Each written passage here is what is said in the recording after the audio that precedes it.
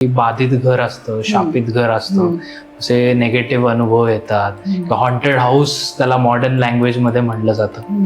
तर हे खरंच असतं का आणि ते आयडेंटिफाय कसं करायचं?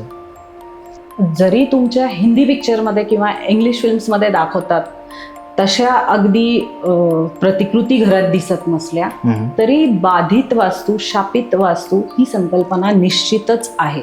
आणि आपल्यातल्या काही लोकांनी त्याचे अनुभव पण घेतले असतील.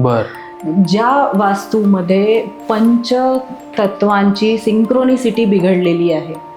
आपण ज्या 45 वास्तू डायटीज बद्दल बोलतो, म्हणजे वास्तू पुरुष मंडळातील जे एनर्जी फील्ड्स आहेत, ज्यात ब्रह्मस्थान आहे आणि आवरण देवता आहे, अंग देवता आहे, ह्याच्या पलीकडे पण एक जग असतं, त्याला आम्ही विक्षेप देवता म्हणतो.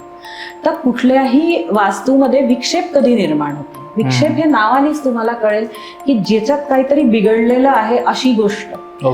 तर जेव्हा त्या घरामध्ये, आता इथे मी घर म्हणील तर सभोवताल तो प्लॉट, ते घर, म्हणजे 3 पॅरामीटर्स झाले. ह्या 3 पॅरामीटर्स मध्ये पंचतत्वांपैकी जी वास्तूचे सूत्र आहे की वास्तू हे ऊर्जा, दिशा, तत्व, ग्रह आणि देवता ह्या पंचसूत्रीवर चालतात. ह्या 5 पैकी 3 पेक्षा जास्त याच्यात फॉल्ट आहे, तेव्हा त्या घर बाधित आणि शापित वास्तूसारखं ऍक्ट करायला लागतं.